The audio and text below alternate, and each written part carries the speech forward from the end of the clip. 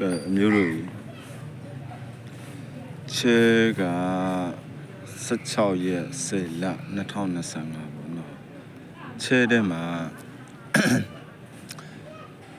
6နဲ့400ချက်တစ်လုံးညှိလိမ့်မယ်ဗျာနော်အဲတစ်လုံးညှိလိမ့်မယ်ချက်ကအပူလာမယ်နော်ဒါအမျိုးတို့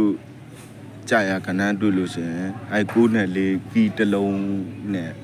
အပူဟိုတွဲထုတ်ပေါ့ဗျာနော်ဒါမှမဟုတ်ရင်လည်း CD ဆွဲခြင်းလဲဆို CD ဆွဲရင်တော့ဟိုလောက်ရှိမှာပေါ့6နဲ့4စာ CD အပူဆွဲမယ်ဆိုရင်အလုံးရေ120လောက်ရှိပါထ